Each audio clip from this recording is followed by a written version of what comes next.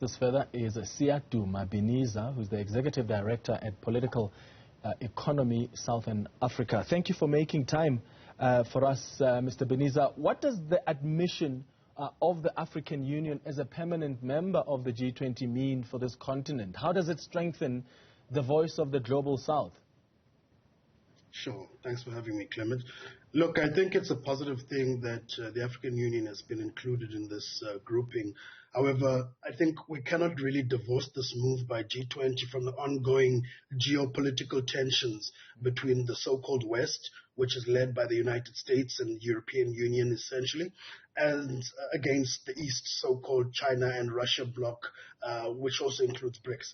And so, although this is a positive move, some might be asking, what is one to make of other blocs and other areas of the economy in the Global South, such as Latin American countries who have no representation, or even Asian countries, their groupings such as ASEAN, who also represent a significant proportion of the global population who aren't represented in the G20 except through the nation states that are permanent members of the G20. And so, although it is a positive move and in inclusive direction, however, I cannot divorce it from the ongoing geopolitics, and I think the interests of the United States, given that the bloc, if it were to vote as a bloc on some of the issues at the United Nations, represents a significant proportion of over 54 votes within the context of multilateral decision-making globally. So that's really my view on this matter. There are those who argue that the AU has been relatively sort of inward-looking. So does joining this global forum present any political, cultural, or perhaps even technical challenges for the AU? I think most definitely. I think already the AU is inundated with domestic issues. If it's not some country issues that are creating challenges for the AU, but also its own funding and being able to respond to some of these things. For a long time, some people have criticized the AU for being largely a talk shop that isn't able to deal with some of the pressing challenges that the continent faces now, such as unconstitutional changes in government that we've seen across various regions in West Africa as well as Central Africa, such as the issue of climate change and the impact that it has on livelihoods on the continent. So the other thing is, what will its positive contribution be in the context of G20, given that most African countries have been largely recipients of the so-called benefits or beneficiations from the G20, such as the debt service suspension initiative that occurred over the last 2 years post the COVID-19 pandemic. So it is really raising a lot of issues to House as to, is the African Union House in order such that it can contribute to global geopolitics? And if it cannot resolve its own domestic and sort of continental issues here, it's very little, it can only contribute very little in the context of global multilateralism in this context. Okay. So we obviously have to acknowledge how big a moment this is, the momentum for Africa's representation, in these formal and informal global governance forums. And one wonders what it means for the United Nations Security Council and that plea for a permanent member seat on that council.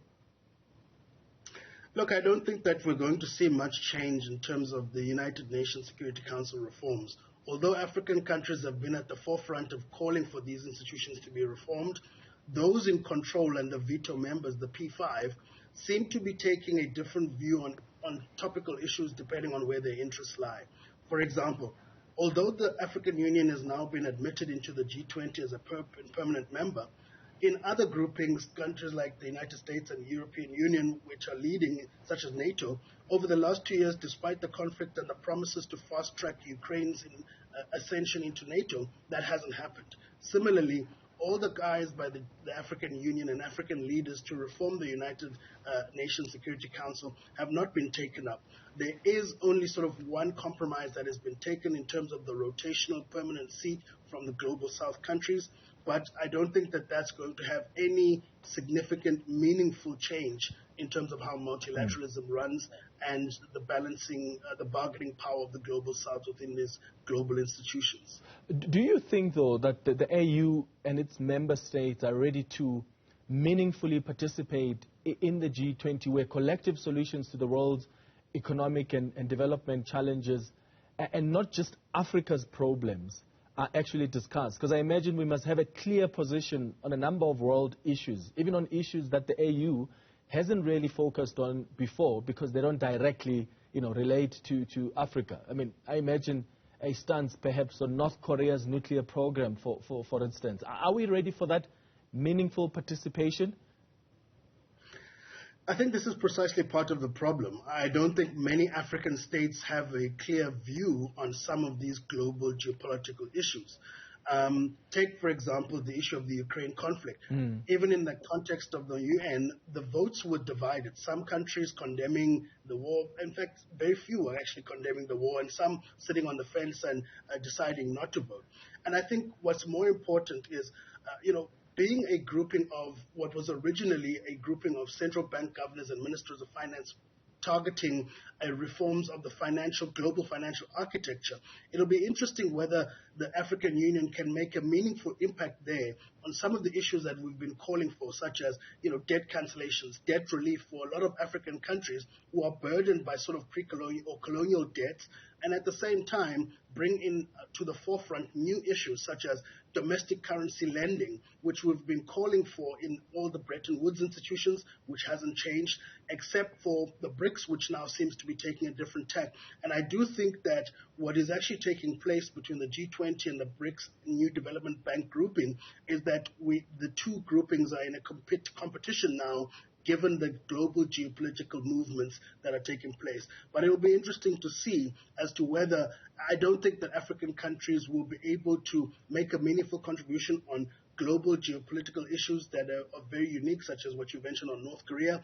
But I do think that our voice is typically central on the global South issues, such as the call for ending the Ukrainian conflict, such as the call for reforming the global financial architecture, such that it can be more developmental in its approach. But even around, the issue of this war in Ukraine, there hasn't necessarily been, unity on how the matter must be approached on the African continent. So how important is it going to be for the AU to speak in one voice? Because for as long as we've got all these different, and of course, different countries will have different positions on different issues, but I just imagine how complex that's going to be when we are sitting at this top global forum. So how important is it going to be for us to speak in one voice? Sure. I think also to be clear, the G20 is not necessarily a voting bloc in the sense of on the multilateral fora. However, it is an important grouping which speaks to the cooperation amongst countries. What I'm seeing actually taking place through the G20 now is that it's actually competing with what China and Russia have to offer. Russia is very heavily involved in terms of military interventions on the continent, and I think the G20 is trying to match that in terms of its response by way of investment, by way of government financial support.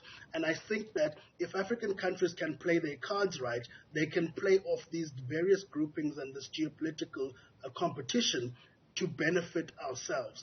I think this is what should be the focus of African Union, I think even far and beyond the collective voting. So although it's not a must that the African Union vote as a bloc, because the G20 is not a voting bloc and more of a cooperative platform, it is important that the African leaders are able to leverage these corporations to benefit what is in our interest and in the interest of the global South.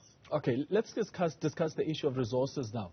Will African countries need to channel funds towards this forum? I mean, the AU is already struggling to fund itself. You also need some human resource capital, I imagine, for strategic planning. What kind of support is going to be required from the different AU countries? So I think it's a sliding spectrum in terms of contribution. Anything from hosting the annual summits, which is quite a costly exercise, and it'll be interesting to see where will that be hosted. Given that although politically the headquarters of the African Union are in Ethiopia, when you look at the African regional integration, the financial headquarters are actually in Nigeria. The other thing is will African countries be able to make a contribution to global initiatives such as debt relief and debt suspension initiatives, when in actual fact, most of the time, they are the recipients of this support? So it's a sliding scale in terms of the resource required to actually participate meaningfully in this grouping, and I don't think that African countries or the African Union will be able to make its contribution there. But I do think within the realm of the discourse and the discussion of issues that are being discussed, such as reforming the global financial architecture and other major important issues, that the African countries will be able to bring, I think, a voice of reason, given that in the current context of the geopolitical tensions, you're either with the West or against the West, and there seems to be no middle ground. And the African leaders, I think, are the only people that have actually called out for the end of the war, and I think this is something that is in everybody's interest. Meanwhile, I think the West versus Russia and China seems to be very belligerent in its approach, as opposed to trying to find a solution or solution-driven. And I think that voice will have a meaningful impact in terms of how geopolitical issues are shaped through the G20 forum. Siyaduma Biniza, thank you so much for your analysis. Is the Executive Director at Political Economy, Southern Africa.